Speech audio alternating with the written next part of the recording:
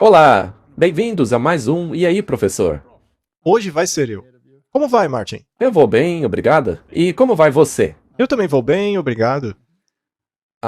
Nós queremos continuar do ponto em que paramos no último episódio. E é um assunto muito importante. E certamente muito mal compreendido. Então vamos começar com uma oração. Sim, tem muita confusão sobre essa questão. Muitos pontos de vista. Sendo assim, vamos orar. Nosso querido Pai, obrigado mais uma vez por estarmos aqui. Pedimos a sua ajuda para que possamos ter essa conversa e que ela ilumine a todos nós. Que ela honre o seu nome. Por Jesus oramos, amém. Amém? Martin, eu vou partir de uma premissa. É a premissa de que tudo na palavra de Deus tem que ver com adoração. Isso é verdade. E tem que ver com confiança. Em quem você acredita? Em quem você confia? E uma das questões, desde o começo, foi a falta de confiança. A serpente disse: Deus disse mesmo isso? Ora, isso não é falta de confiança? Muito bem. Vamos colocar de uma outra forma. Ora, quem é Deus para dizer isso para você? Isso não é rebelião, Martin? Isso também aconteceu no céu. Sim. Satanás queria dizer a Deus como as coisas deveriam funcionar. Então não é apenas uma questão de questionar o que Deus disse, mas também de usar o que Deus disse contra ele mesmo. Então, vamos falar a respeito do reino. Existem muitos pontos de vista com relação ao reino do céu. Se você voltar na época de Jesus, quando ele andou nesta terra, ele dizia que o reino de Deus estava próximo. Porque, basicamente, ele desceu até nós. Jesus estava se referindo a si mesmo. Então, você não pode divorciar o reino do rei. Não se pode substituir o rei por um outro rei, um rei interino. Ou ele é o rei, ou ele não é o rei. É como aquela batalha entre a Inglaterra e a Escócia. Quando a Inglaterra decidiu romper com o papado e montar uma monarquia no lugar do papado. Aí, o rei da Inglaterra tornou-se o cabeça da igreja. O que ele fez então? Na verdade, ele duplicou o papado. Na Europa, os reis estavam submissos ao papa, não é? Sim. E a Inglaterra era submissa ao papa. A Magna Carta deixa isso muito claro, que eles tinham medo do papado. Mas, eventualmente, chegou no ponto que eles romperam com o papado. E o próprio rei se colocou no lugar do papado. E então teve início guerras terríveis contra a Escócia, já que a Escócia se recusava a admitir isso. Os escoceses tinham até um grito de guerra que dizia: não temos outro rei senão Jesus. Esse não é um grito de guerra ruim, né? Não, na verdade é muito bom. Nós mesmos deveríamos ter esse grito de guerra. Muito bem, o reino. As pessoas têm diferentes visões sobre ele. E com relação à reforma protestante, Eu só queria dizer que se os judeus, na época de Jesus, tivessem o mesmo grito de guerra que os escoceses, provavelmente a coisa teria terminado muito melhor. muito melhor, com certeza. Mas o reino terrestre deles estava em total contrariedade ao reino do céu. Eles não tinham espaço para o reino do céu, porque o reino do céu exige a mudança do coração.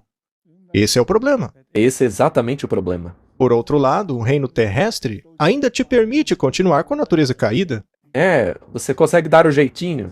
Muito bem, então na Idade Média, a igreja governava com um punho de ferro. Mas, ao a reforma protestante se rebelar contra isso, esta acabou criando exatamente o mesmo sistema, a igreja com o Estado. Se você vivesse no meio protestante e fosse católico, você era expulso. E se você fosse protestante dentro do meio católico, você tinha que fugir, senão cortavam a sua cabeça. Não é mesmo? Sim. Então, tratava-se da mesma coisa, só que do lado oposto. Sim. Mas isso daí era o reino de Deus? Não? Não tem como esse ser o reino de Deus.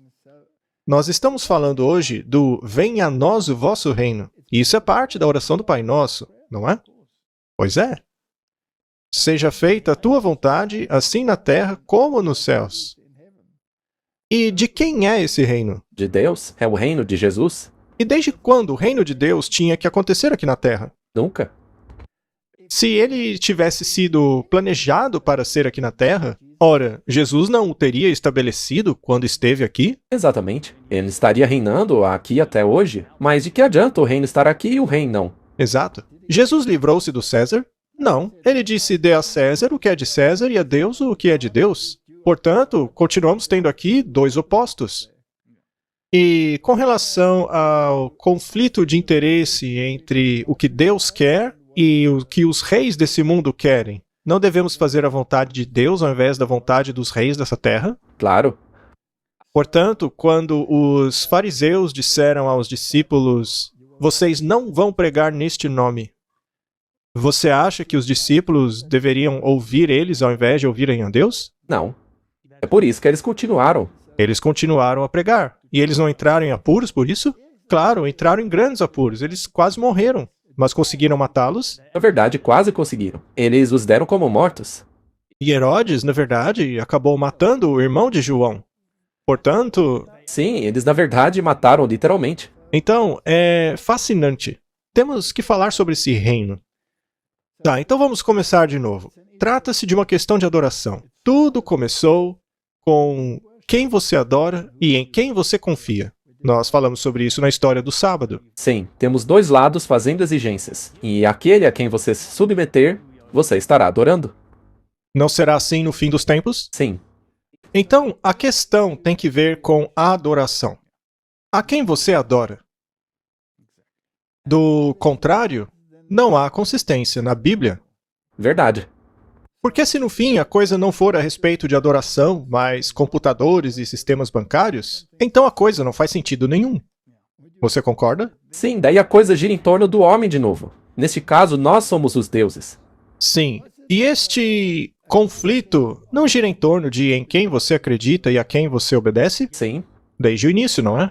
Sendo assim, não seria lógico que o conflito final também girasse em torno de em quem você acredita e a quem você obedece? Sim.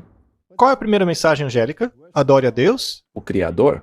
e dai glória a Ele, pois a hora do seu juízo chegou. Adore aquele que fez.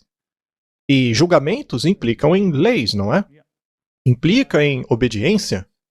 Adorai aquele que fez. É exatamente a mesma questão lá no Éden. Exatamente. Muito bem, então vamos falar sobre o reino.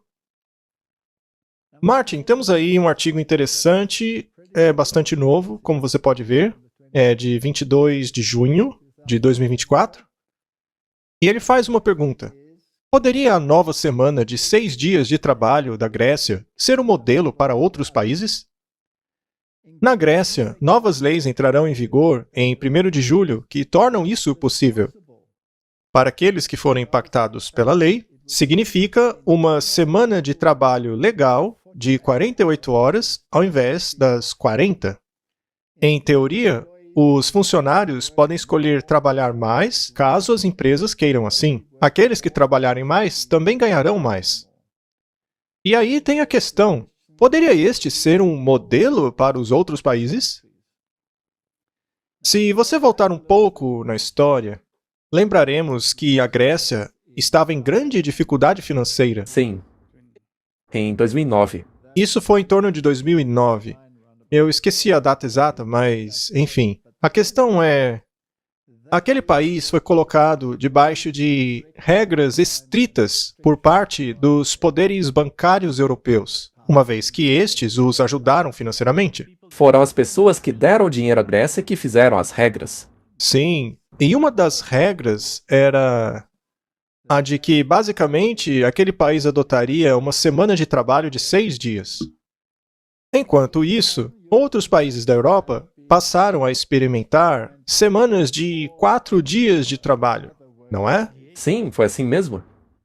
Mas agora, a Grécia está arrumando na direção de adotar este modelo de trabalho. Mas a Constituição garante aos trabalhadores um dia de descanso. Bem, com uma semana de 6 dias de trabalho, não resta muitas opções com relação a qual esse dia de descanso seria. E se eles violassem esse princípio quando foi implementado em 2009, haveria penalidades severas. Sim. Se eles não aderissem. Se alguém quisesse uma licença disso aí, por qualquer razão, não era fácil conseguir se eximir dessa exigência. E aqui temos nós, mais uma vez, a mesma situação na qual eles introduziram esse modelo.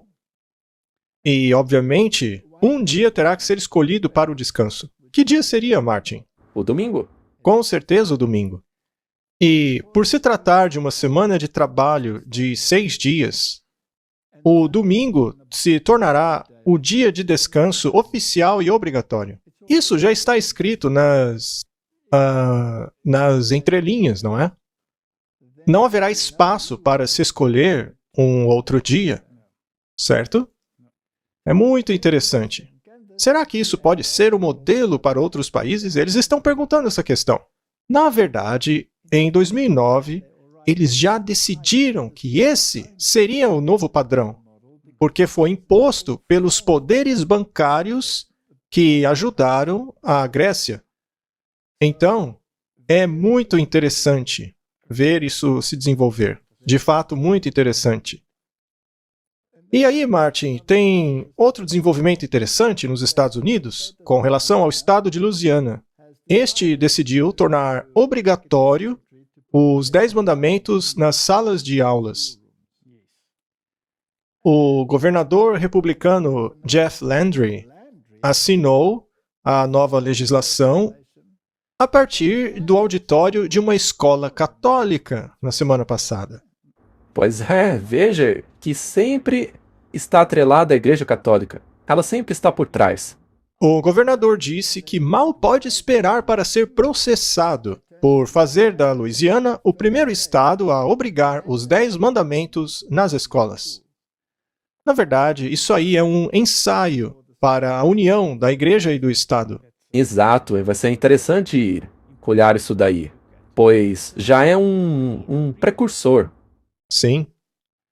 O governador está sendo provocativo, não? Sim, ele está sendo irônico. Ele disse que mal pode esperar para ser processado. E por que não? É porque a intenção dele é levar o caso para a Suprema Corte. E o que eles querem com isso é o parecer da Suprema Corte de que isso não viola a separação entre a Igreja e o Estado. Exato, e nem a primeira emenda. E a primeira emenda. E se você especular um pouquinho mais, a maioria da Suprema Corte é composta por quem? Por católicos? Católicos. Exato, Martin.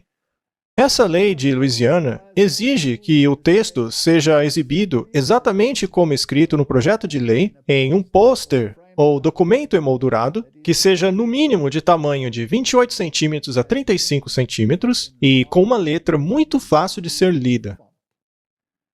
Josh Hurlands, que tem 2 filhos nas escolas públicas de New Orleans, diz que a versão dos 10 mandamentos aprovada pelo estado de Louisiana não são os mandamentos que eu e muitos outros judeus conhecem. Essa versão, por exemplo, soletra o nome de Deus. Seja como for, Martin, é interessante que isso tenha acontecido dentro do auditório de uma escola católica. Isso significa que o mundo vai começar a exibir os 10 mandamentos católicos, que ordena a guarda do domingo, que, como já vimos, contraria a lei de Deus. Portanto, os 10 mandamentos, da forma como foi decidido, exibirão a versão católica.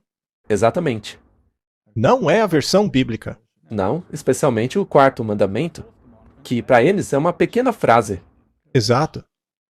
Mas este é o ponto no qual nos encontramos. Há uma pressão para voltar-se ao sistema religioso, não é? Vamos continuar lendo.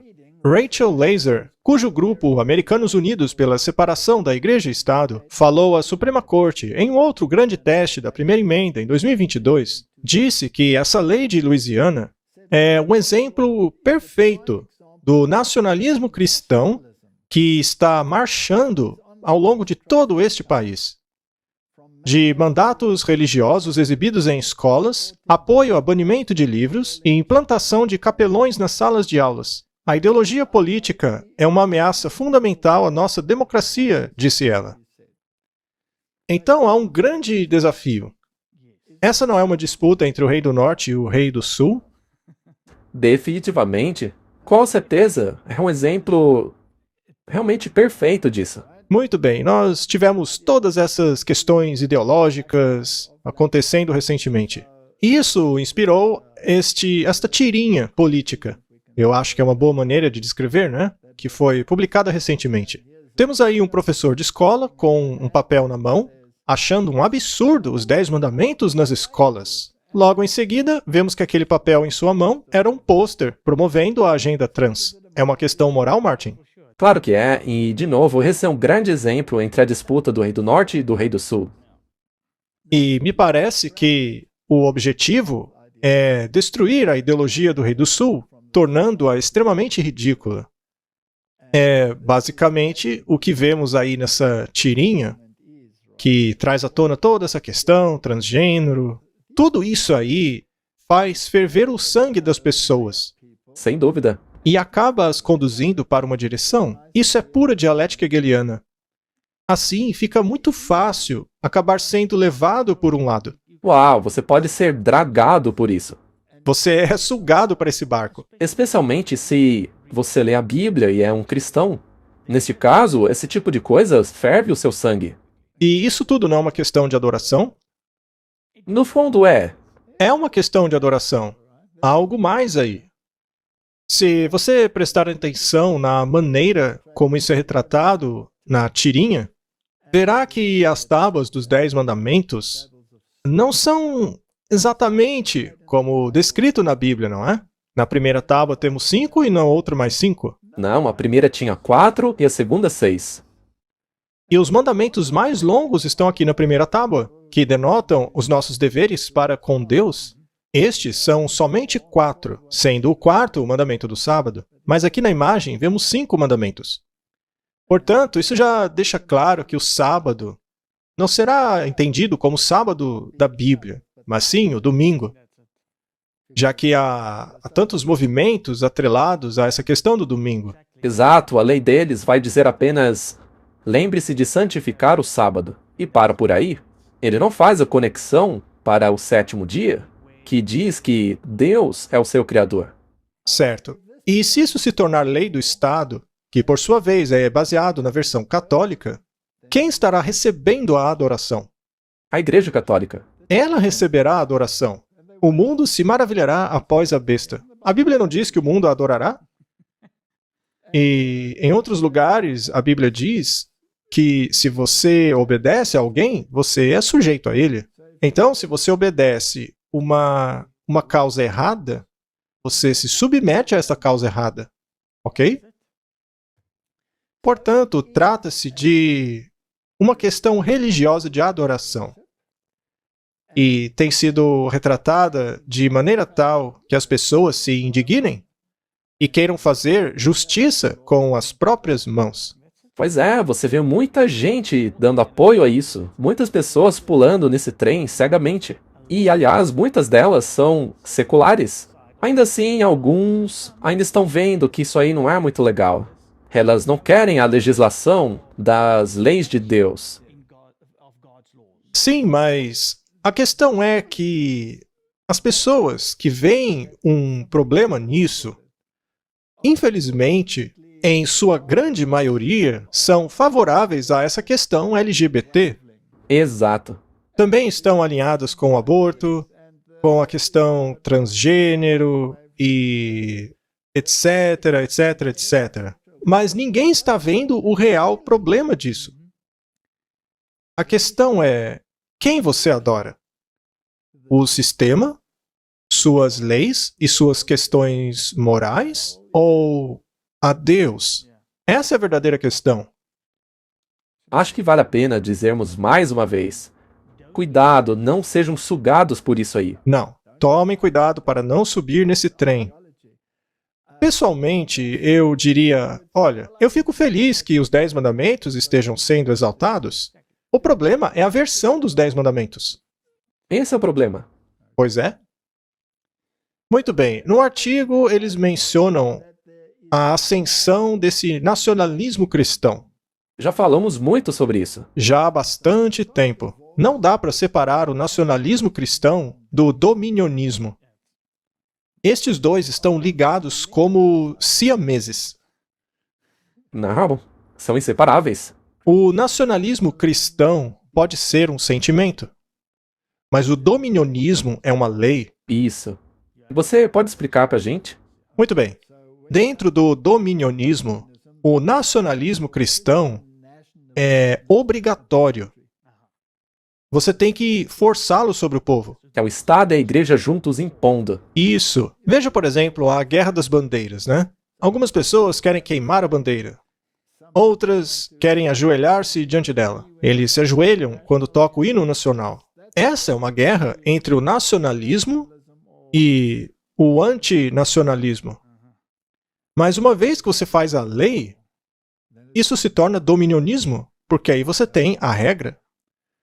Então, vamos dizer que há muitos que estão inclinados a levar o nacionalismo cristão a um novo patamar, o patamar da imposição. Estes são os dominionistas, certo? Temos aqui um artigo que também é muito interessante. Ele é de novembro de 2022, mas veja só o nome do site. A Era Cristã. A ascensão silenciosa do dominionismo cristão. Ora, uma ascensão silenciosa não implica que se trabalhe por trás das cortinas? Sim. Há uma citação muito interessante no Espírito de Profecia sobre algo que está acontecendo nas trevas. Pois é. Nesses dias, Jerry Falwell ainda era muito proeminente. E ele queria preparar a América para o fim do mundo. E os apoiadores evangélicos de Ted Cruz queriam tomar conta da América. Isso é muito interessante. Veja, eu não sei quem será o vice-presidente, mas o Ted Cruz não está na lista? Sim. O Ted Cruz está sim. E independentemente de quem acabe sendo eleito, ele vai fazer parte do time. Então, vamos ler o que eles dizem aqui. Ted Cruz, que sugeriu concorrer novamente em 2024, representa um ponto de vista evangélico em ascensão muito diferente do dispensacionalismo. Veja, Martin, o dispensacionalismo, e nós já falamos muito sobre ele aqui, e também o Marlow e o Robert têm falado muito a respeito dele. O dispensacionalismo acredita que a igreja cristã será arrebatada e não fará parte do reino. Já o dominionismo é totalmente diferente. É muito diferente do dispensacionalismo, porque para eles são os cristãos que mandam aqui embaixo. Então, não é interessante como duas ideologias tão opostas estejam trabalhando em conjunto? Sim, sim. Ambos estão trabalhando juntos porque os dois querem tirar você da verdade. E ambos querem a ascendência do cristianismo. Só que um quer que o reino aconteça no céu e o outro que aconteça aqui embaixo. Mas ambas ideologias são parceiras porque ambas querem o nacionalismo cristão. Ambas têm isso como base comum. Portanto, essa lei será apreciada pelos dois lados. Sim. Digamos que eles façam um acordo, sentando-se na mesma sala para decidir coisas juntos. Um vai dizer: eu vou trabalhar por essa causa, apesar de saber que eu serei arrebatado. E outro vai dizer: tudo bem, vou trabalhar por essa causa, porque eu quero implementá-la. No fim, essa é a diferença entre ambos. Mas não é estranho, Martin, que essas duas ideologias tão diferentes sejam parceiras? Isso me lembra do ecumenismo, no qual, apesar de haver diferenças enormes de ideologias, Eles focam em apenas um ou dois pontos que eles têm em comum, ignorando todo o restante que os separa. Essa é a maior armadilha que eu já vi. Basta você encontrar um ponto em comum para assim ignorar todas as diferenças. Mas isso é um grande erro. Esse dominionismo, Martin, e o dispensacionalismo, não seria interessante se eles viessem da mesma fonte? Olha, eu não ficaria surpreso. Não seria segredo para ninguém, né? Não é um segredo. Muito bem. Então, o dispensacionalismo, apesar de ter sido refinado, surgiu do sistema jesuíta. Tudo bem, eles usaram alguns protestantes para dar voz a isso, mas em sua origem saiu dos jesuítas. Eles sempre foram dominionistas. Sempre foi assim. A Igreja Católica tem que reinar. Ela tem que reinar. Eles são amilenialistas. A igreja vai governar para sempre. No fim, é disso que se trata. Muito bem, o que é o dominionismo cristão? O dominionismo é a crença de que os cristãos deveriam tomar o controle moral, espiritual e eclesiástico da sociedade, ou seja, controlar a sociedade. Isso não implica em leis? Sem dúvida. Pois é. Ele tem surgido silenciosamente na sociedade americana e não tem travado batalhas públicas com o dispensacionalismo. Ou seja, Martin, no fim, são parceiros. Ao invés disso, os dois têm interesses em comum, como indicado pela calorosa recepção de Cruz na Liberty. Indivíduos evangélicos não necessariamente apoiam um ou o outro. Então, não interessa o lado que você está. A questão é que aqueles que estão no governo hoje estão inclinados para o dominionismo. Sim, o que eles querem é tomar o controle do poder. E isso não acaba tendo implicações proféticas? Sem dúvida. Isso não faz você ficar com a pulga atrás da orelha? Isso mostra que o pêndulo profético está mudando de direção. E aqui temos pessoas que são muito preeminentes. Um deles é um potencial vice-presidente. Nós não sabemos se isso realmente vai acontecer, mas a qualquer momento eles devem anunciar o vice. E ainda que não seja ele o vice, ele fará parte do time. E todos eles são parte do Projeto 2025. Exato. Todos eles assinaram o mesmo projeto.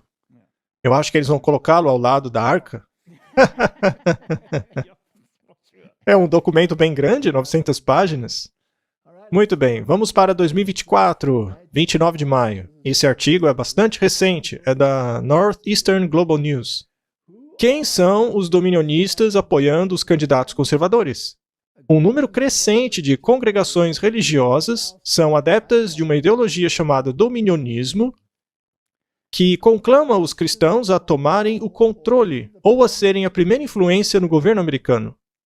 Quem são os dominionistas? E o que eles significam para o futuro da democracia?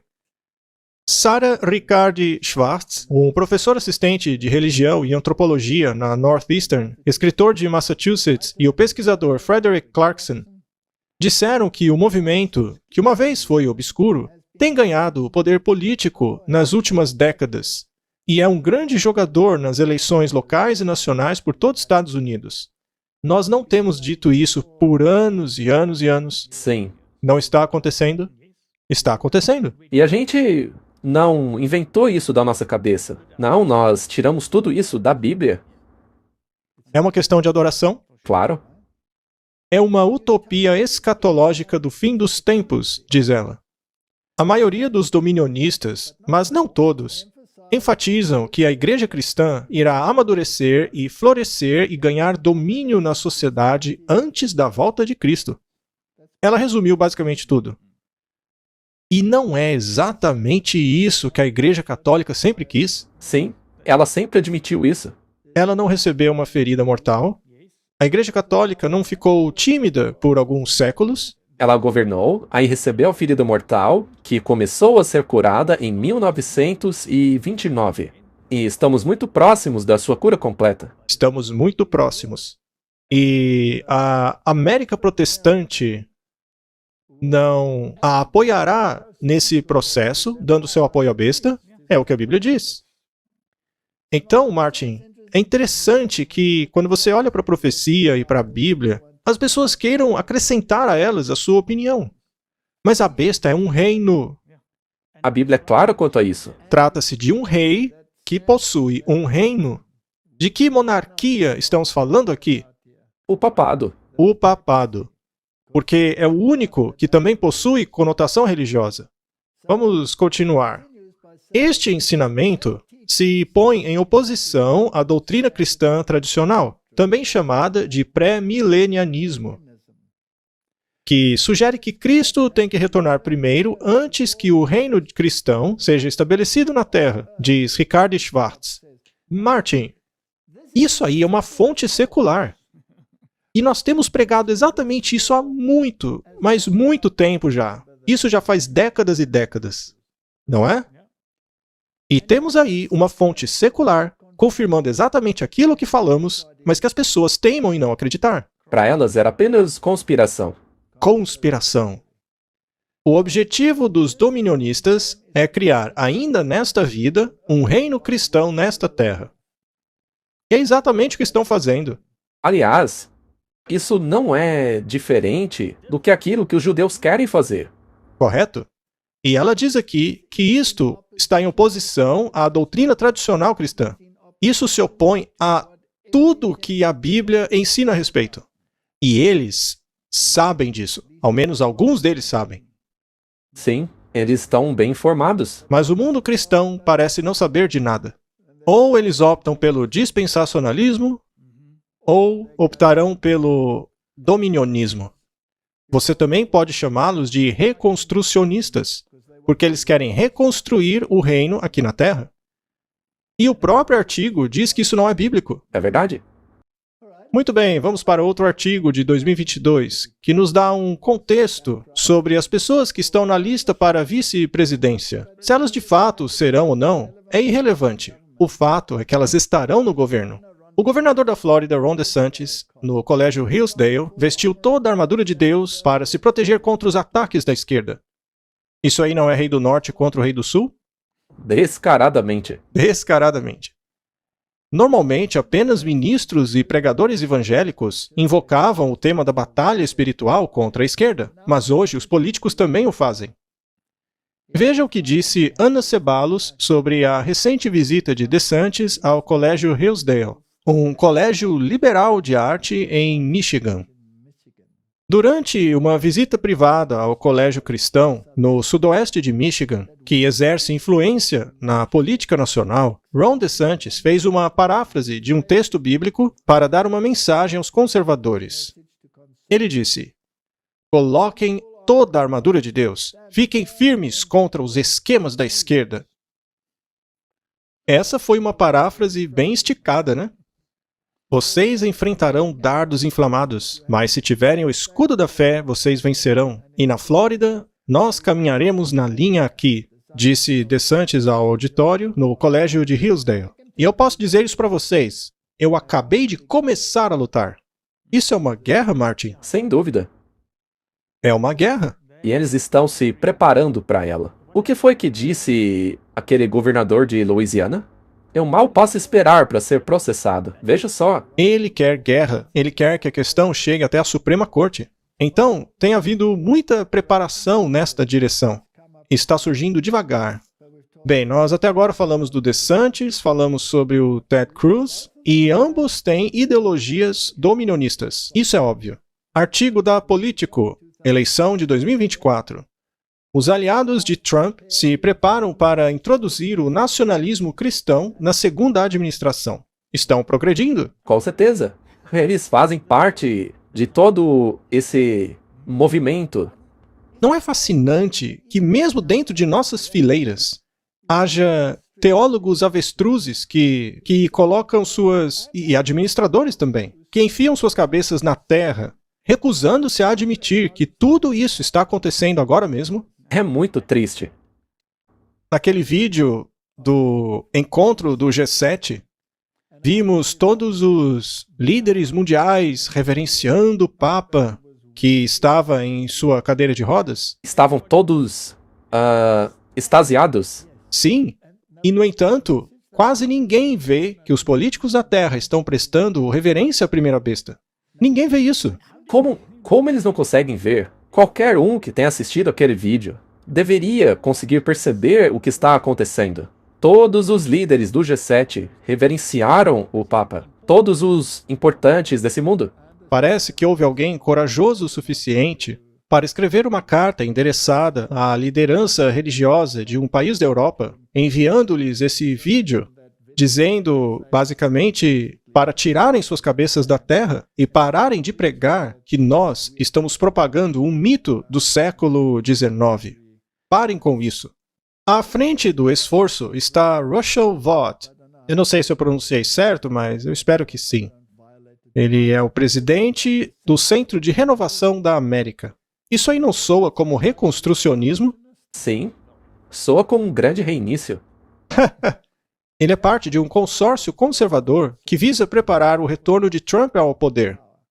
Um grupo de pensadores influentes próximos a Donald Trump está desenvolvendo planos para introduzir o nacionalismo cristão em sua administração, caso o ex-presidente volte ao poder, de acordo com os documentos obtidos pela Político.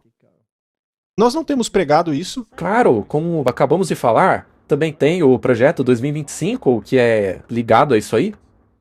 Isso tudo é incrível. À frente do esforço está Russell Vought, que serviu como diretor do Escritório de Orçamento e Administração de Trump durante o seu primeiro mandato e que permaneceu próximo a ele. Vought, que é frequentemente citado como uma figura preeminente no caso de um segundo mandato do Trump, é o presidente do Centro pela Renovação da América, um grupo dentro de um consórcio conservador que visa preparar um segundo mandato de Trump. O mundo não está maduro para esse tipo de coisa? Sem dúvida.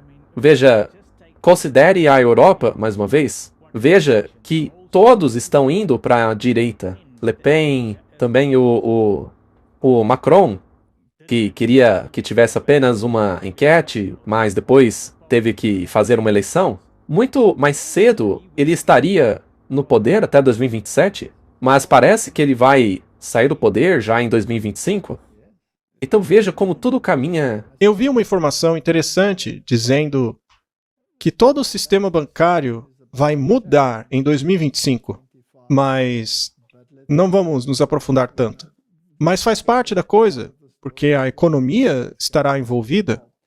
Mas, veja, muitos anos atrás, eu fiz um sermão chamado Já Ouço o Estrondo. Sim, isso estava no Transformação Total. Transformação Total.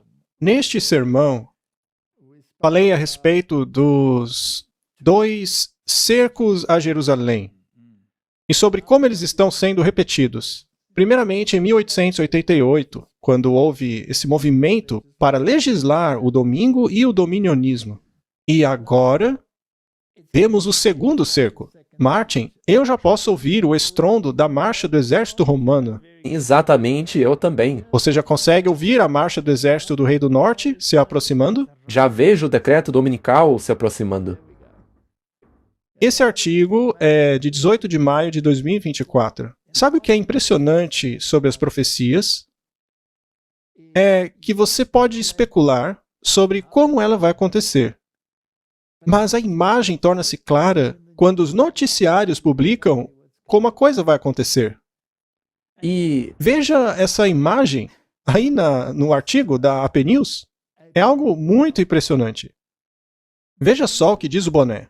Jesus é meu Salvador. Jesus é meu Salvador. E o Trump é o meu presidente. Isso não é interessante? Isso não é puro nacionalismo cristão? e dominionismo. Bem, tanto faz, no fim das contas, os dois se encaixam. Tudo se encaixa perfeitamente. E você sabe de uma coisa? Às vezes as pessoas pensam... Veja, eu até imagino as pessoas escrevendo pra gente. Ora, por acaso vocês não querem um país melhor? Não é melhor ter um país cristão do que secular? Sim, mas isso é uma armadilha. eu não quero que isso aí seja confundido com a verdade bíblica. Exatamente. E nós estamos empolgados porque nós entendemos que isso é o que a profecia disse que aconteceria. A Bíblia preveu isso aí. Bom, Jesus é o meu salvador e Trump é o meu candidato. Os apoiadores do ex-presidente dizem que ele compartilha de valores de fé. Conforme Donald Trump mistura cada vez mais a sua campanha eleitoral a questões do cristianismo, seu apoio mantém-se forte como nunca entre os evangélicos e outros cristãos conservadores. Trump apoia Jesus e sem Jesus, a América vai cair, disse Kimberly Vaughan em Florença, Kentucky. A gente acabou de falar sobre isso, não é? Enquanto ela se une a outros apoiadores do antigo presidente em um encontro de campanha próximo a Dayton, Ohio. Muitas das camisetas e bonés que foram vestidas e vendidas no encontro em março continham slogans religiosos como Jesus é meu salvador, Trump é o meu presidente e Deus, armas e Trump. Martin, por acaso uma coisa tem a ver com a outra? Será que Jesus diria isso? Isso soa mais como Pedro cortando a orelha do rapaz. Muito bem colocado. Estou orgulhoso de você. A camiseta de um homem dizia: faça a América de Deus novamente, com a imagem de um Jesus luminoso colocando as suas mãos sobre os ombros de Trump. Martin, eu não quero questionar a sinceridade das pessoas, nem qualquer coisa dessa natureza. Mas, de alguma forma, parece que tem uma coisa que não está batendo em tudo isso. É verdade. Trump nunca admitiu publicamente ter se arrependido de seus pecados. O Mitt Romney, outro dia, disse que não pode apoiá-lo porque ele possui muitos erros escondidos. E, por essa razão, ele não conseguiria se associar a ele como presidente. Mas, seja como for, eu sempre quero dar às pessoas o benefício da dúvida. E não pôr em xeque a sinceridade delas ou coisa assim, mas eu acho que elas estão sinceramente enganadas. E esse é o problema. Pois é? Porque é como você disse. Veja, ninguém é isento de pecados. E se você passa uma imagem de santo, existe um engano aí. Isso é um problema. Há um engano, mas não vamos focar em pessoas, vamos focar nos eventos. No o que está acontecendo e por que está acontecendo. Vamos voltar àquele artigo sobre a Louisiana, que quer exigir os 10 mandamentos nas escolas. Nós já falamos sobre isso. Vamos colocar o slide aí. Veja, existe uma agenda por trás. Claro. Isso não está indo na direção do dominionismo. Claro. Eles não querem a aprovação da Suprema Corte. Muito bem, agora vamos para a Europa. Isso aqui é um artigo da CNA, a Agência de Notícias Católica. O presidente alemão lamenta a redução do papel da igreja no Dia do Católico. Aqui temos o presidente alemão lamentando a redução do papel da Igreja Católica. A sociedade está uma bagunça. Se a igreja pudesse envolver-se com política de novo. Isso não está indo na mesma direção? Claro. E como já dissemos, é isso que profetiza a Bíblia. As pessoas ficaram tão revoltadas com as ideologias do Rei do Sul que irão passar a exigir a volta do Rei do Norte. O presidente Frank-Walter Steinmeier reclamou da diminuição do papel da igreja na sociedade alemã. O presidente alemão pediu por um debate autocrítico a respeito da indiferença à religião e crescente alienação das instituições. Estariam as igrejas falhando em nos inspirar? Estaria sua mensagem muito quieta, muito neutra? Steinmeier, que é um protestante, disse que católicos comprometidos estão entre os pilares mais firmes da nossa democracia enraizada na liberdade. O protestantismo não estenderia sua mão sobre o abismo para pegar nas mãos de Roma? Exato. Nos Estados Unidos? Sim, isso já foi feito. E no restante do mundo também. Não seriam os 10 chifres, os países europeus? Claro. Muito bem, Martin. A Malone é uma católica roxa. Foi ela que convidou o Papa ao G7. Correto. aquilo que o protestantismo vai conseguir nos Estados Unidos, o catolicismo aceitará alegremente de volta ali na Europa. Em sua mensagem para o Katholikentag, o Papa Francisco enfatizou o lema do evento, dizendo o seguinte: o futuro pertence ao homem de paz, fazendo uma referência a Salmo 37. Martin, eu temo que esse homem de paz é, na verdade, um usurpador. Certamente, já que o homem de paz do Salmo 37 não é o Papa. Não. Por acaso o Papa não quer paz lá em Gaza? Sim, Ele também não quer paz na Ucrânia? Ele não quer que devolvam as crianças? Eu acho que eles estão cavalgando o cavalo errado. Muito bem. O Santo Padre, só esse título aí já é uma blasfêmia, clamou por uma reorientação genuína na direção de Deus e salientou a interconectividade das várias crises sociais. Ou seja, temos que trazer Deus de volta. Ou melhor, vamos trazer a Igreja Católica de volta. sim, na verdade é isso que eles pensam. As muitas crises morais, sociais, econômicas e políticas que estamos passando estão todas ligadas. Cuidado pela natureza, justiça para o pobre, comprometimento da sociedade, a proteção da vida e da família, a defesa da dignidade de toda a vida humana, assim como a paz externa e interna, está tudo ligado, disse o Papa. Agora, Martin, quais dessas coisas tem Cristo como centro? Nenhuma. Como ousa dizer isso, Martin? Porque é a pura verdade, infelizmente. É a verdade, não é? Não tem nada que ver com Cristo e a adoração a Deus. Nada. É tudo criado pelo homem. Obras. Tudo. Tudo mesmo. Essas coisas deveriam ser o resultado natural da adoração a Deus. Exatamente.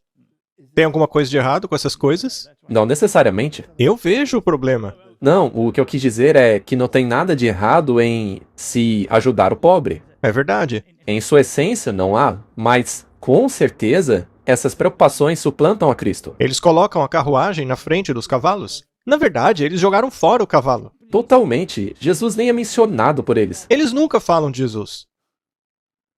Muito bem, Martin. Eu acho que precisamos falar a respeito do reino, porque as pessoas estão muito confusas sobre isso. Nós podemos ver isso pelas perguntas que nos fazem, como: qual é o problema de se ter um reino terrestre? Nós só queremos reconstruir a sociedade. Sim, uma sociedade voltada para Deus. Sim, estamos fazendo isso por Deus. E ao matarmos vocês, estaremos servindo a Deus.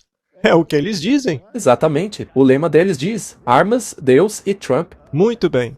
Então, Martin, do que se trata o reino de Deus? Para sabermos, precisamos nos enraizar na palavra de Deus. Precisamos saber o que ela fala sobre isso, porque se errarmos a compreensão desse assunto, vamos perder o bonde. Vamos dar uma olhada no que dizem alguns estudiosos do mundo, para pegarmos algumas citações deles. Philip Yancey é um desses estudiosos. Ele é um teólogo, na verdade. Ele escreveu um livro intitulado O Jesus que eu nunca conheci. Em seu livro, O Jesus que nunca conheci, ele lamenta o fato de que o reino de Deus exija diferentes atitudes de seus adeptos do que frequentemente é apresentado por aqueles que desejam propagá-lo. A história é repleta de tentativas de se formar um equivalente humano do reino de Deus. Ele está certo, não é? Ele escreve: os cruzados que pilharam o Oriente, os conquistadores que converteram o Novo Mundo pela ponta da espada, os exploradores cristãos na África que colaboraram com a escravidão. Nós ainda sentimos o resultado de seus erros. A história mostra que quando a Igreja utiliza as ferramentas dos reinos terrestres, ela se torna tão sem efeito como qualquer estrutura de poder tirânico.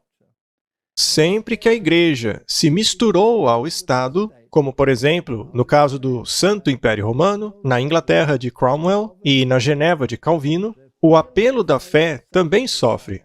Ironicamente, o nosso respeito no mundo declina proporcionalmente ao quão vigorosamente tentamos forçar os outros a adotarem nosso ponto de vista. Na mosca. Dá para discordar dele? Não, ele acertou na mosca. Muito bem colocado. Então, há pessoas que enxergam o problema.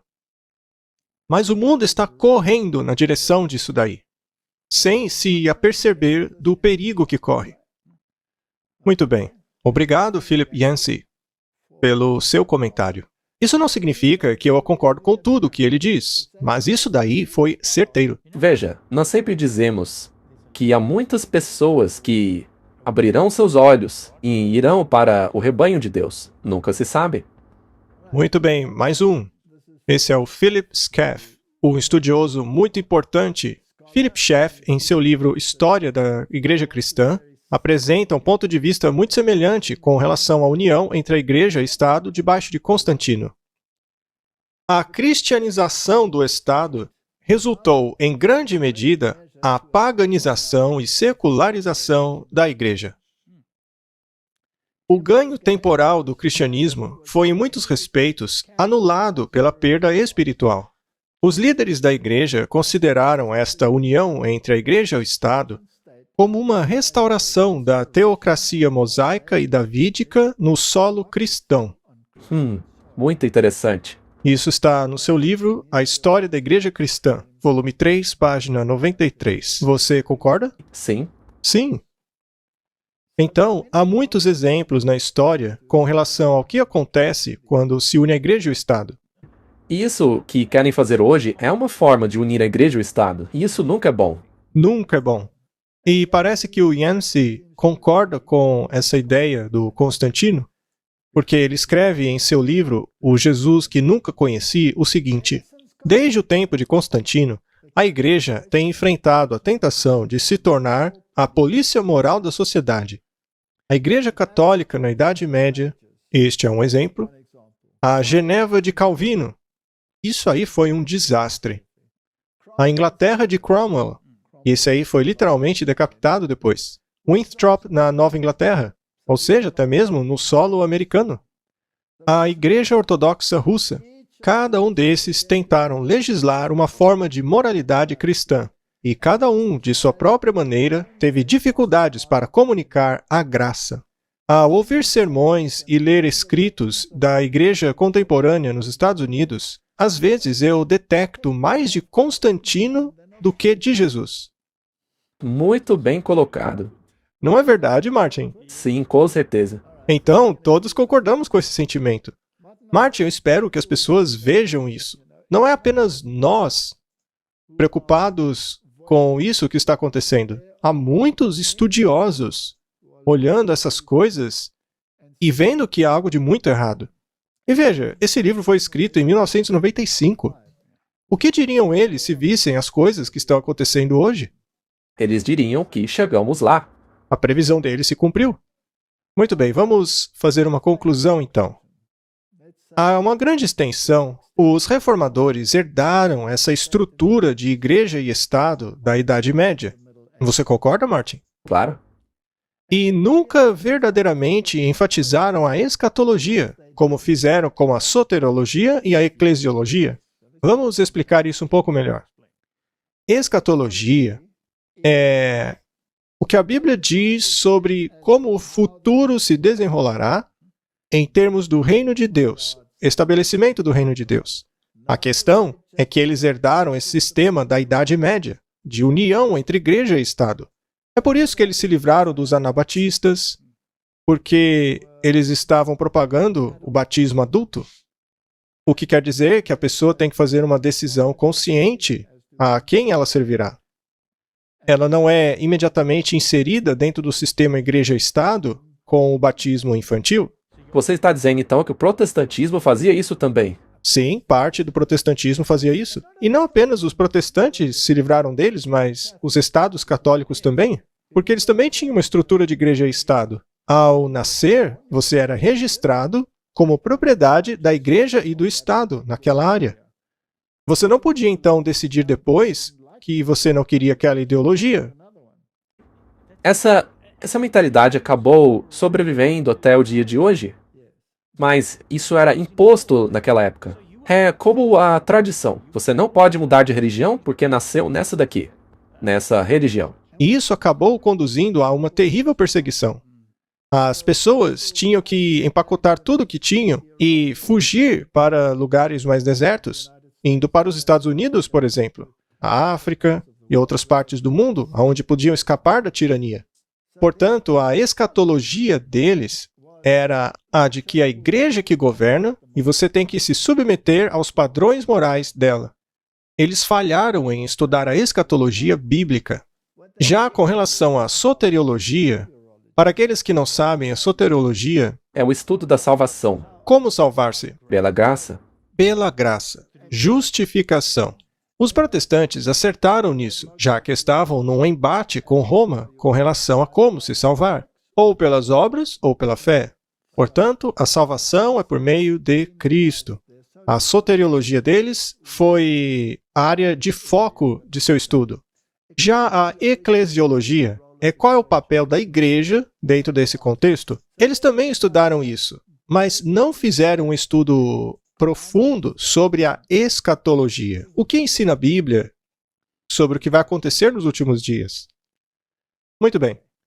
Isso então levou a perseguições e atrocidades que rivalizaram aquelas da igreja com a qual eles haviam rompido. É apenas quando a Constituição dos Estados Unidos é formulada que esse tipo de intolerância religiosa cessou na maioria dos países cristãos. Infelizmente, as novas teologias do futurismo e dispensacionalismo, que foram introduzidas pelos jesuítas e agradam tanto aos evangélicos, estão levando a humanidade de volta para a intolerância que existia durante os terríveis dias da Idade Média. Este não é um resumo do que acabamos de falar? Muito bem colocado. Quem teria escrito isso? Não é por nada, Martin, mas fui eu que escrevi, tá? Mas é exatamente isso que está acontecendo. É o que estamos vendo hoje. E se pegarmos isso e olharmos os artigos que acabamos de mostrar, podemos encaixar todas as peças e vermos para onde estamos caminhando. Estamos voltando à Idade Média, Martin. E por quê? Porque fizeram o secularismo parecer tão ridículo que a união entre a igreja e o Estado parece ser a única alternativa. Ao invés de pregar a verdade e converter as pessoas ao verdadeiro reino, eles estão pregando o dominionismo.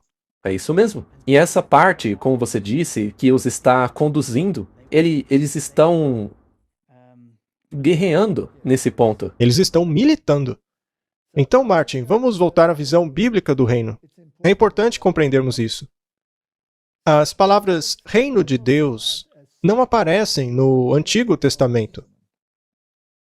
No entanto, o reino é apresentado em tipos de sombras, onde o reino de Israel serve como tipo do reino de Deus. Neste reino, Deus devia ser reconhecido como o governante supremo. Este é o modelo do Antigo Testamento. Por exemplo, vamos a 1 Crônicas 29:11.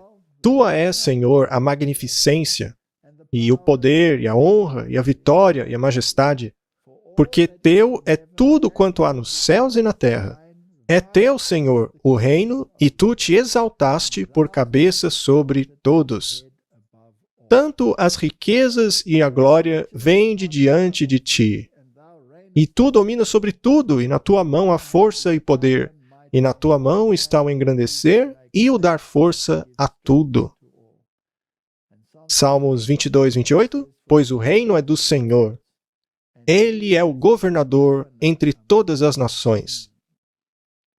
Muito bem, então, esse é o conceito do reino. Não temos outro rei a não ser Jesus. Se formos refrasear isso, não temos outro rei a não ser Deus. Mas eles não pegam essas coisas e acabam fazendo disso algo literal? Sim, eles querem reestabelecer o conceito do reino de Davi, ou o conceito no qual Deus governa por meio de uma teocracia.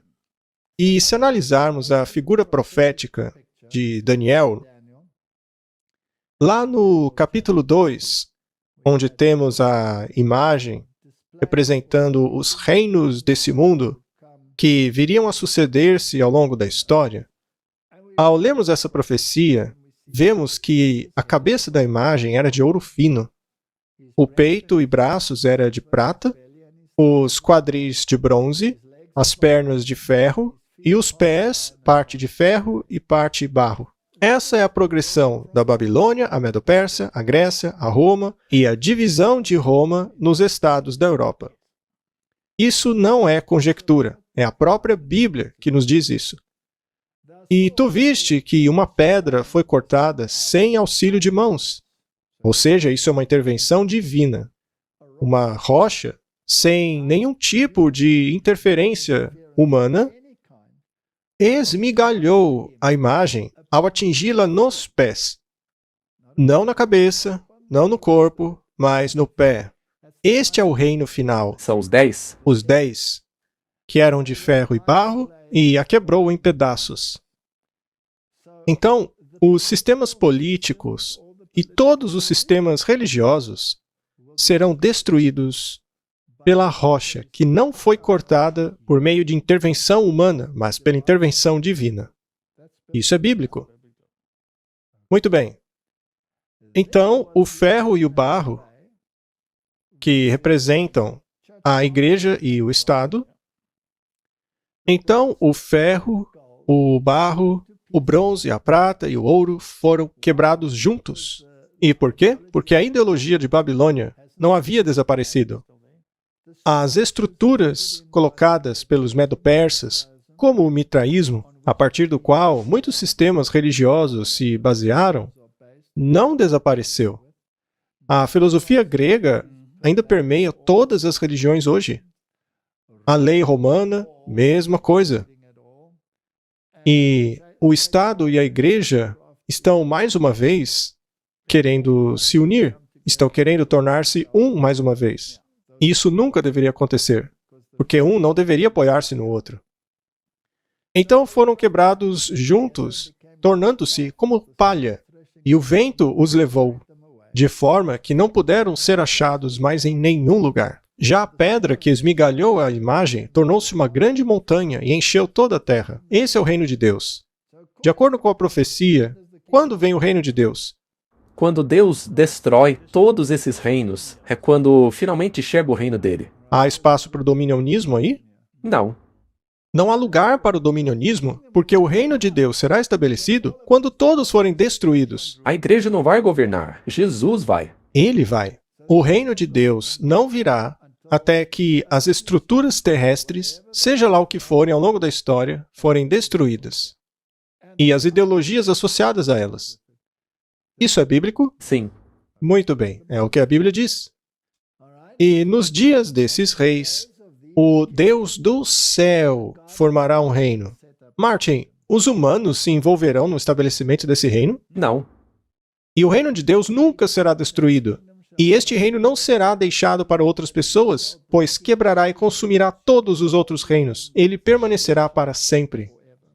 Isso está claro? É muito claro. Eu não acho que não dá para entender. O dominionismo está em harmonia com a Bíblia? Não. Não está e ponto final. Martin, como você pode ser tão arrogante? Olha, a gente só leu a Bíblia. Quer dizer então que essa é a sua licença para ser eclesiasticamente arrogante? Muito bem. Vamos ver a visão de Daniel 7. E nas minhas visões da noite, eis que vinha nas nuvens do céu um como filho do homem, e dirigiu-se ao ancião de dias e o fizeram chegar até ele. Esse evento está acontecendo no céu, correto?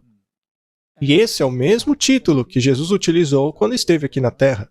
Ele mesmo diz ser o Filho do Homem, ao qual no céu já havia sido dado poder, o domínio e a glória e um reino. O domínio pertence a quem? Ah, a ele? A ele? E quando ele esteve aqui, ele disse que o reino de Deus estava próximo. Sim, porque ele estava aqui. Próximo. Não é exatamente aqui. Às vezes as palavras podem parecer próximas, mas tem uma grande diferença entre elas. E muitos se apressarão, e haverá perseguição, haverá tumultos, haverá decisões, etc, etc. Mas o reino virá quando? Quando Jesus voltar. Ok. Jesus já é o rei. Sim. O reino já foi dado a ele. Ele já foi coroado. Já foi coroado. Ele já é o rei, mas ele ainda não estabeleceu o seu reino. Primeiramente, ele deve, sem intervenção humana, vamos refrasear isso, ou melhor, vamos enfatizar isso, sem intervenção humana, sem seres humanos dizerem, vamos fazer isso com nossas próprias mãos, ele virá e destruirá todos os reinos terrestres. E aí, essa profecia irá se cumprir. Então, se formos deixar tudo bem claro, não há presidente nessa terra que vai estabelecer qualquer tipo de reino para Deus. O próprio Jesus virá fazer isso. Qualquer tentativa terrestre falhará miseravelmente. E essa última falhará de maneira terrível, porque ainda virá as pragas. Muito bem. De forma que todos os povos, nações e línguas os servirão. Não apenas as nações cristãs. Porque o dominionismo, ele visa o mundo todo. Mas, basicamente, ele mira nas nações cristãs, certo?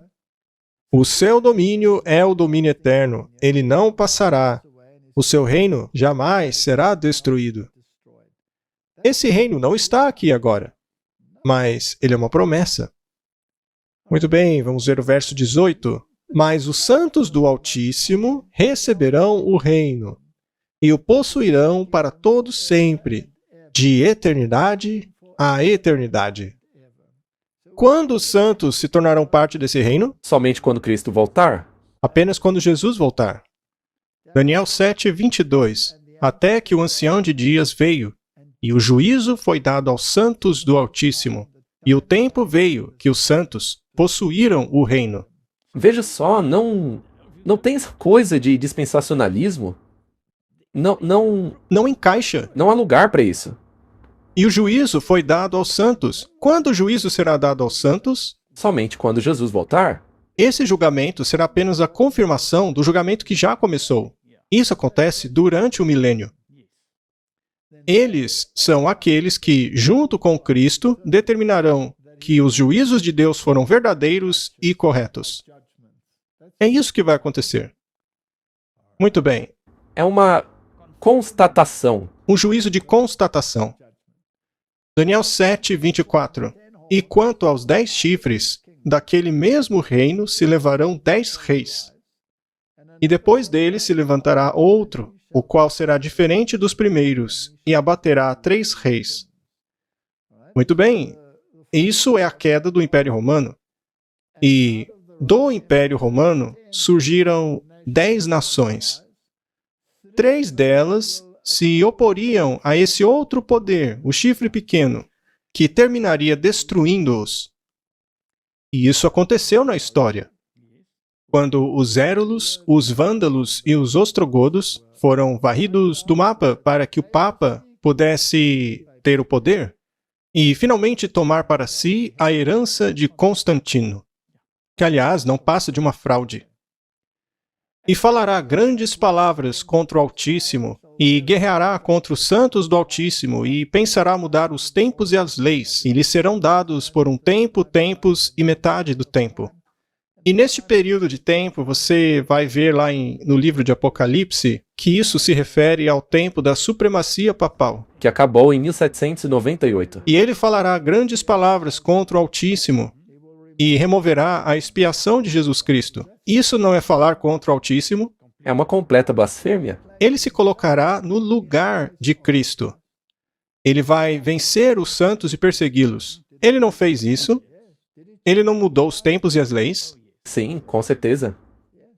Falando nisso, as pessoas estão constantemente escrevendo para nós dizendo: como vocês sabem que o sábado de hoje ainda é o sábado original? Porque hoje guardamos o calendário gregoriano. Ora, o calendário gregoriano nunca alterou o ciclo semanal. Alterou apenas a data. E isso é muito importante. Eles alteraram 10 dias, não foi? Sim. E seriam entregues em suas mãos por um determinado período de tempo, que, como já vimos, é 1260 dias, 3 anos e meio proféticos. Ao utilizarmos o princípio dia-ano, isso dá 1260 anos de supremacia papal, que começou de 538, acabando em 1798, quando seu poder secular foi tomado. Mas o juízo será estabelecido, e eles tirarão o seu domínio para o destruir e o desfazer até o fim. Ou seja, a pedra virá e destruirá completamente os reinos terrestres.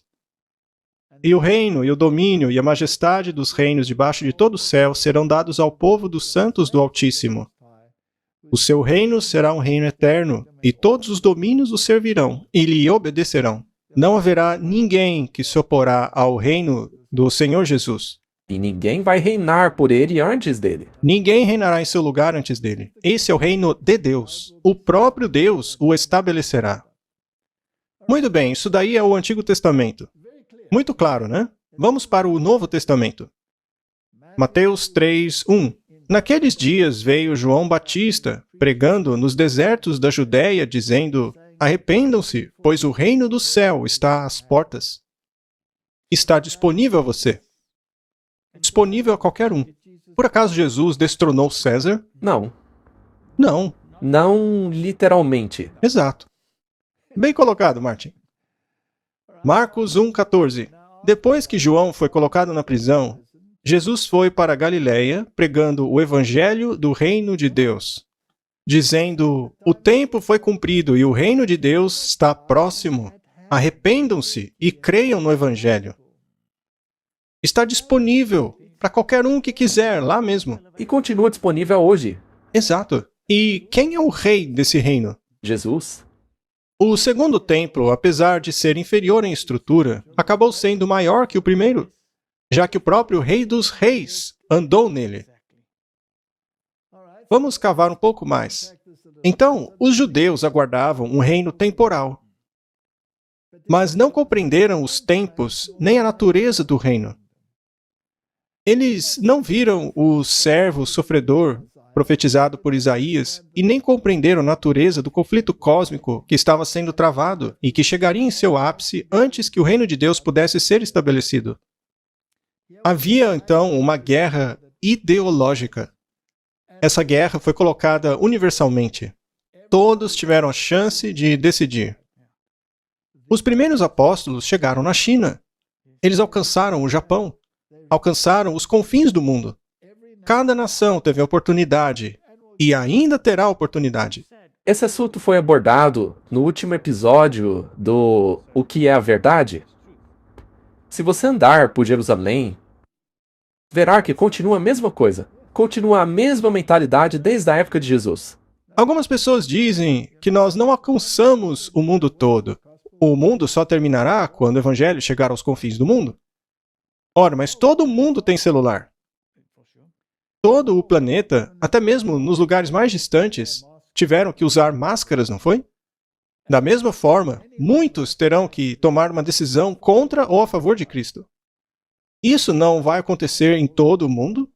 É como uma bomba atômica se espalhando. Não há muitas pessoas tendo visões? Nos países islâmicos, por exemplo, tendo sonhos? Então, Martin, esse reino está próximo e já está disponível. Você pode escolhê-lo ou rejeitá-lo. Se você escolher o dominionismo, você estará escolhendo outro reino. Infelizmente, sim. Muito bem, vamos para Mateus 10:6. Antes vão para as ovelhas perdidas da casa de Israel. E quando forem, preguem dizendo: o reino de Deus está próximo. O que isso significa? Curem os doentes, purifiquem os leprosos, ressuscitem os mortos, expulsem demônios. De graça recebestes, de graça dais. Era o que os judeus queriam? Não. Eles queriam livrar-se dos romanos. Eles queriam dominionismo. Conseguiram? Não conseguiram. Não conseguiram. Então, os judeus rejeitaram o reino espiritual, rejeitaram o Novo Testamento e a escatologia que levava ao reino final de Deus. Eles ainda estão aguardando para implementar o dominionismo. João 19:15. Mas eles clamaram: fora com ele, crucifica-o. Pilatos disse a eles: mas eu crucificaria o rei de vocês? Eles devem ter ficado loucos ao ouvirem isso. Os chefes dos sacerdotes responderam: não temos outro rei além de César. E hoje ainda é assim. É exatamente o que está acontecendo. Mateus 21:42. E Jesus disse a eles: nunca lestes nas Escrituras a pedra que os edificadores rejeitaram? Esta foi posta por cabeça do ângulo? Pelo Senhor foi feito isso, e é maravilhoso aos vossos olhos? Portanto, eu vos digo que o reino de Deus vos será tirado, e será dado a uma nação que dê os seus frutos. Quando Jesus morreu naquela cruz, aquela cortina foi partida de cima para baixo, e a separação entre os judeus e os gentios acabou completamente. Será que os judeus gostaram disso? Não. Não, eles continuaram com a separação. Eles continuaram. Mas o evangelho não começou a ir para os gentios? Sim. Sim. E é interessante que essa mesma pedra que foi rejeitada será aquela que destruirá esses reinos. Sim, e será rejeitada de novo por causa de uma falsa pedra angular. É o que estamos vendo hoje. Mateus 23:13. Mas ai de vós, escribas e fariseus hipócritas, pois que fechais aos homens o reino dos céus, e nem vós entrais, nem deixais entrar aos que estão entrando. Então, lutar contra o reino de Deus é lutar contra ele. Assim, não existe essa coisa de reino terrestre. Será apenas o reino que Jesus estabelecer. Muito bem, você concorda que esses versos claramente indicam que a nação judaica nunca cumprirá as condições para o reino? E que a igreja cristã foi levantada como herdeira das promessas de Deus? Sim. Por acaso deveriam repetir os erros dos judeus? Você diz os cristãos? Sim, não deveriam. Mesmo tendo exemplo do passado, fizeram a mesma coisa. Eles pioraram o erro. Gálatas 6:15. Pois em Cristo Jesus, nem a circuncisão, nem a incircuncisão tem virtude alguma, mas sim o ser uma nova criatura. Deus não quer uma mudança externa, Ele quer a mudança do coração. E a todos quantos andarem conforme esta regra, paz e misericórdia sobre eles e sobre Israel de Deus. Então quem é o Israel de Deus? Aqueles cujos corações foram transformados, não é? Vocês são uma geração escolhida, um sacerdócio real, uma santa nação, um povo peculiar. Ele está falando de quem? De todos cujos corações foram transformados. Ele está falando aos cristãos, Sim, aqueles que têm fé em Jesus. para que anuncieis as virtudes daquele que vos chamou das trevas para sua maravilhosa luz. Isso também inclui o judeu que queira aceitar isso. E cada nação, tribo, língua e povo, ninguém está excluído. O reino de Deus está oferecido a todos. Basta escolher. E se sois de Cristo, então sois descendência de Abraão e herdeiros conforme a promessa. Ou seja, temos que estar em Cristo para sermos herdeiros da promessa. Não há outra forma. Não há outro caminho. Não há um reino terrestre que você possa escolher. O que se escolhe é o estado do coração. Apocalipse 5:9. E cantavam um novo cântico, dizendo: Digno és de tomar o livro e de abrir os seus selos, porque foste morto e com o teu sangue compraste para Deus homens de toda tribo, língua e povo e nação. Então, Martin, será que cabe apenas a uma pessoa estabelecer esse reino? Sim, a Jesus Cristo. Jesus. E todas essas nações, todos têm acesso a esse reino. E Jesus não precisa de ajuda. Ele não precisa que uma igreja tome o poder secular. Não, porque ela faria besteira, com certeza. É isso que nos mostra a história. E ao fazê-lo, acabarão impedindo as pessoas de irem ao verdadeiro reino, já que estabeleceram um falso. E para o nosso Deus os fizeste reis e sacerdotes, e eles reinarão sobre a terra, hoje ou nesse futuro. No futuro? Por acaso você se sente reinando hoje? De jeito nenhum. Será que o povo de Deus, em todos esses anos, conseguiu reinar? Não? Não. Mas eles querem tentar de novo. Então você concorda, Martin, que é uma escolha entre dois reinos? Sim. É entre o reino de Deus e o reino de Satanás. E o reino que ameaça o reino de Satanás está próximo. Você concorda? O inimigo não deve estar feliz com isso. Não, claro que não. Veja, isso que é interessante.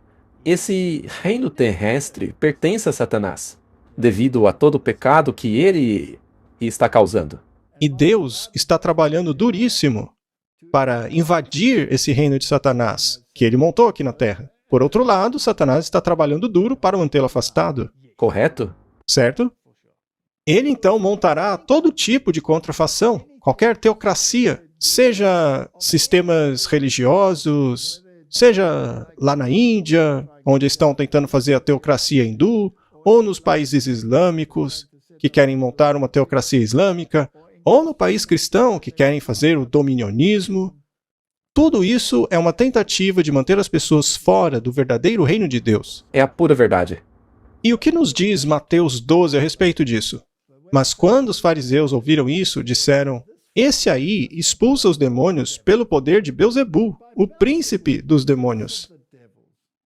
Então, quando Cristo estava estabelecendo o seu reino, eles disseram que era o poder de Satanás.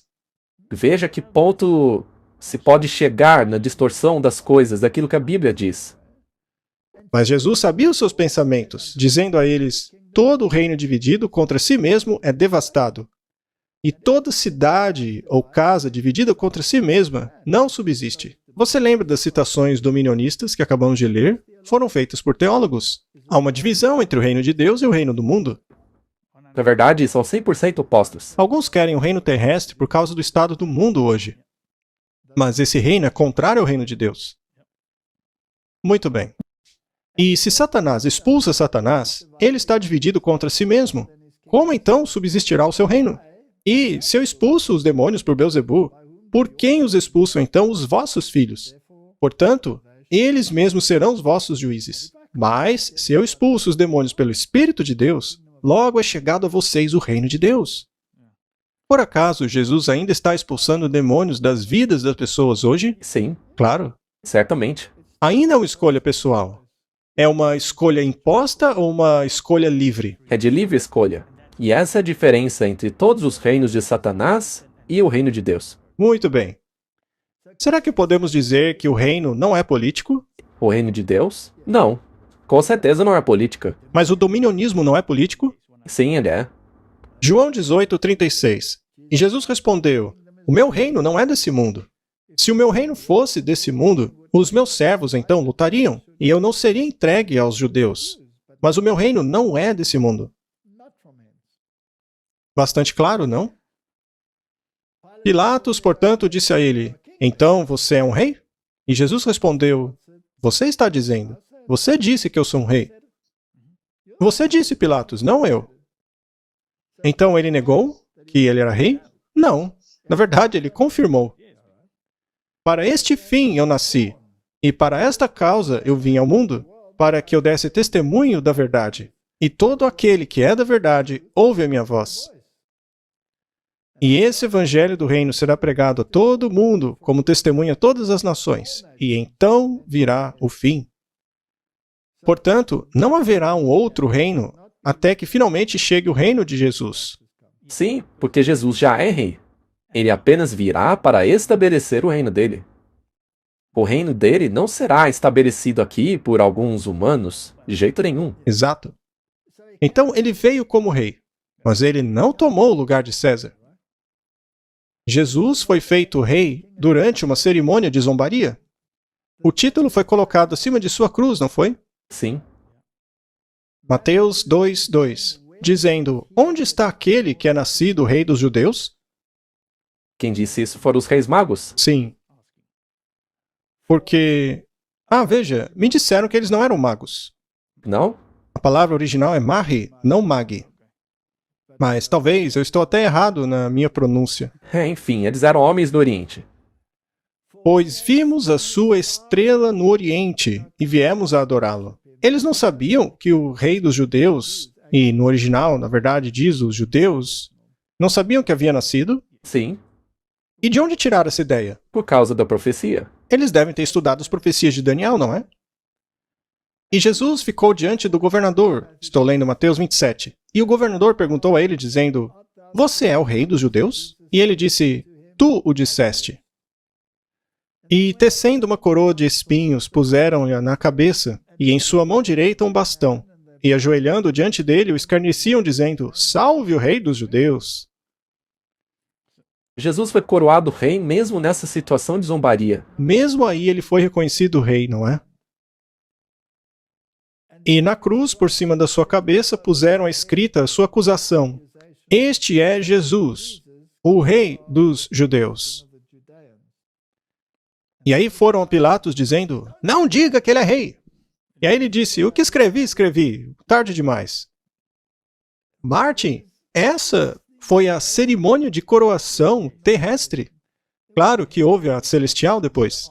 Houve a confirmação da aceitação do sacrifício. E desde então, todo mundo tem aceitado esse reino ou rejeitado. E continuará assim até ele voltar. Continuará assim até que Miguel se levante, até que Jesus coloque as suas vestes reais. Ou seja, quando o julgamento tiver sido terminado e ele vir para executar o julgamento. E para trazer a recompensa. Sim. Então nós temos um rei. Mas ele não é um rei desse mundo. Não é um rei terrestre. Portanto, o reino eterno de Deus será inaugurado apenas após o milênio, porque essa terra será destruída por ocasião da volta de Cristo. Quando então um julgamento de constatação ocorrerá no céu. Esse julgamento será feito pelos santos. Eles constatarão se Deus julgou corretamente ou não. Verdadeiros e justos são seus juízos, será a declaração. Apenas para deixar claro, porque é importante, porque de tudo o que dissemos aqui, quando Jesus volta para pegar os santos, o juízo já deve ter sido executado, porque haverá os perdidos e os salvos. E aí não haverá nada aqui na terra. Nada. Tudo estará morto. De acordo com o Apocalipse, a terra será desolada. Todas as cidades das nações cairão, não sobrará nada. Portanto, o reino do céu será no céu com Jesus. Aí depois do milênio, os santos estarão governando com Jesus lá no céu por 1000 anos. E não aqui na terra, esse governo. Não, a cidade virá do céu e pousará nessa terra. Aí os ímpios serão ressuscitados. E haverá a execução do juízo por meio do fogo. E aí sim o reino de Deus será estabelecido nessa terra para todos sempre. E isso é depois do milênio. E é o próprio Cristo que reinará nesse reino. Sim. Portanto, podemos afirmar que na segunda vinda de Cristo, os santos serão tomados para o céu, onde mansões foram preparadas para eles. Apocalipse 21, 1. E vi um novo céu e uma nova terra, porque já o primeiro céu e a primeira terra passaram, e o mar já não existe. Veja, isso aí ainda não aconteceu. E eu, João, vi a santa cidade, a nova Jerusalém, que de Deus descia do céu, adornada como uma esposa, ataviada para o seu marido. E ouvi uma grande voz do céu, que dizia, Eis aqui o tabernáculo de Deus com os homens, pois com eles habitará, e eles serão o seu povo. E o próprio Deus estará com eles, e será o seu Deus. Isso aí é dominionismo? Não, porque o dominionismo exclui Deus. Os humanos é que reinam. Eles reinam no lugar de Deus.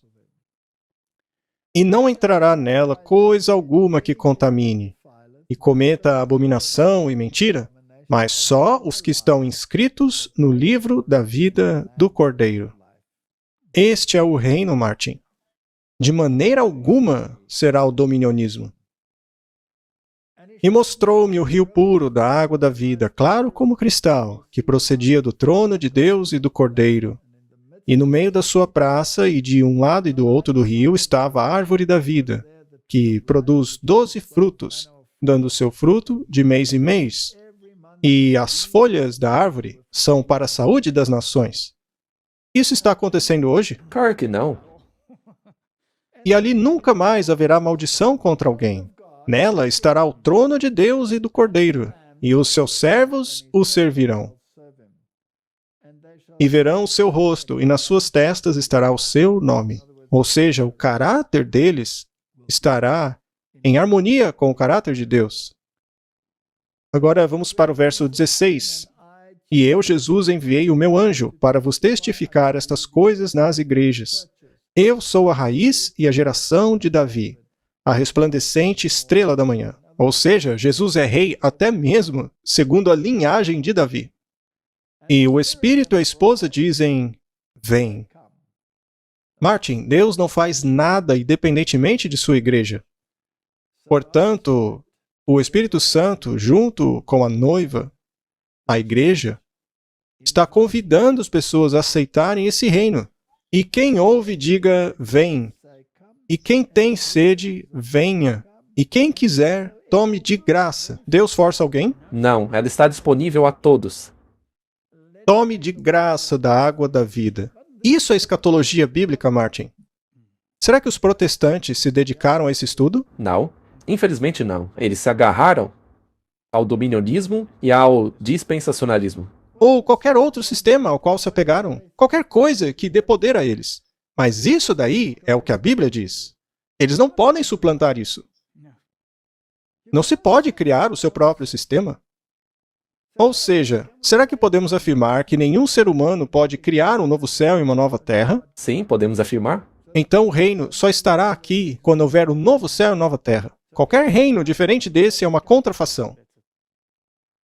Todo esforço humano para estabelecer um reino da glória, enquanto ainda vigora o reino da graça, é um esforço inútil. Você concorda? Sim, Os seres humanos são tão incapazes de estabelecerem esse reino quanto são incapazes de salvarem-se a si mesmos. perfeita. Do contrário, você se torna um Deus. Você torna-se Deus para si mesmo. Vamos concluir com Mateus 11:28. Venham a mim todos os que estiverem cansados e sobrecarregados, e eu lhes darei descanso. Esse é o reino que está disponível a nós hoje. Está próximo, mas ele será estabelecido apenas quando Jesus voltar. Amém? Muito bem, Martin. Então, vamos ver um pouco de tipologia para concluir essa questão. Rapidinho. As batalhas do Antigo Testamento servem como um tipo do confronto final entre dois sistemas. O sistema terrestre será destruído pela rocha, que é Cristo, que virá para estabelecer o sistema celestial. Todo o apoio terrestre será retirado, de forma que não poderemos comprar nem vender. Isso está em Apocalipse 13:17. É isso que vai acontecer. Portanto, quando eles formarem o dominionismo e você não aceitar submeter-se a ele, serão tomadas medidas econômicas contra você. E tudo já está no lugar. Tudo. RG digital, tudo isso. O povo de Deus estará em grandes apuros. Todo mundo se voltará contra eles, de acordo com Apocalipse 13:3 e 12. É isso mesmo. O mundo inteiro se voltará contra você. Ora, isso não difere do dominionismo, no qual o povo de Deus governa e decide tudo? É muito diferente do que isso. Haverá um decreto de morte pronunciado contra eles. Aqueles que guardam os mandamentos e atêm-se ao testemunho serão, pelo dominionismo, sentenciados à morte. Exato. E o decreto de morte não se encaixa na visão do dominionismo, porque eles não serão perseguidos. Não encaixa. O dominionismo não se encaixa aos santos. Veja, não houve um decreto de morte contra Jesus, Sim, porque o reino dele não era compatível com o desse mundo. Ora, vai ser assim no final. Tudo que poderão fazer é confiar que ele os salvará por sua promessa. Tudo que poderão dizer é o seguinte, como dizem em 2 Crônicas 20:12. Ah, nosso Deus, porventura não nos julgará, porque em nós não há força perante essa grande multidão que vem contra nós. E não sabemos o que fazer, porém os nossos olhos estão postos em ti. isso daí está se referindo à igreja remanescente. Sim, Martin. O povo de Deus passará por apuros no fim dos tempos, ele não ficará numa posição vantajosa dando ordens. É exatamente o oposto do que eles estão prometendo, não é? É exatamente o oposto. Não há salvação oriunda desse sistema. Nós vamos ser perseguidos. Muito bem. A única saída para enfrentar essa crise é lembrar-se. Lindo. Foi sobre isso que falamos da última vez. Ele é o oleiro e nós somos o vaso. Ele é o Criador, nós a criatura. Será apenas após percebermos nossa total dependência e compreendermos que não há nada em nós que nos dê mérito, que finalmente teremos paz nele. E é este o significado do sábado. O sábado é o sinal de que reconhecemos que ele é o Senhor que nos santifica. Quando fizermos isso, todo mundo virá contra nós. Incluindo o dominionismo. Ezequiel 20, verso 12 diz: Além disso, lhes dei os meus sábados, para que servissem de sinal entre mim e eles, para que soubessem que eu sou o Senhor que os santifica. Seja feita a tua vontade, na terra, assim como no céu. Venha a nós o teu reino. Nós falamos sobre as mensagens angélicas e a guarda dos mandamentos. O povo de Deus guardará os mandamentos. Isso não os porá em conflito direto com o reino desse mundo? Sim, porque o mundo quer impor os seus mandamentos. Muito bem. Mas Deus é o ajudador do verdadeiro remanescente. E eles cantarão um novo cântico quando forem libertados. Apocalipse 7:14. E eu disse-lhe, Senhor, tu sabes. E ele disse-me, estes são os que vieram da grande tribulação e lavaram as suas vestes e as branquearam no sangue do Cordeiro. Eles, portanto, foram justificados e santificados. E cantavam o cântico de Moisés, que é um cântico de libertação física da escravidão. Servo de Deus. E o cântico do Cordeiro, ou seja, o cântico da libertação espiritual. Grandes e maravilhosas são as tuas obras, Senhor Deus Todo-Poderoso. Justos e verdadeiros são os teus caminhos, ó Rei dos santos. Quem não te temerá, ó Senhor? Quem não magnificará o teu nome? Porque só tu és santo. Por isso todas as nações virão e se prostrarão diante de ti, porque os teus juízos são manifestos. É isso que acontecerá no fim. Os juízos virão antes do reino. Somente quando esses juízos forem manifestados é que cantaremos o novo cântico. Não antes. Não antes. Então, Martin, eu espero que a nossa audiência entenda que não haverá um reino terrestre antes do estabelecimento do reino celestial. E isso é escatologia bíblica. Qualquer coisa contrária a ela é mentira. É uma oposição ao que diz a palavra de Deus. E ele nos ajude. Que Deus nos ajude. Vamos orar. Querido Pai, estamos vendo o clímax da história. É como um filme sendo retratado bem diante de nossos olhos. A única diferença é que há a realidade. E muito em breve teremos que escolher entre o reino desse mundo e o reino do céu. E aqueles que querem estabelecer um reino terrestre decidirão eliminar completamente aqueles que se opõem ao reino deles. Farão isso por medo de perderem o seu reino. A ironia é que não percebem que eles já perderam o reino, mas no futuro esse reino será tomado fisicamente quando a rocha atingir a estátua, e esta virar pó e for levada pelo vento. Então ajuda-nos a entender essas coisas para que possamos escolher o reino certo. Em nome de Jesus. Amém.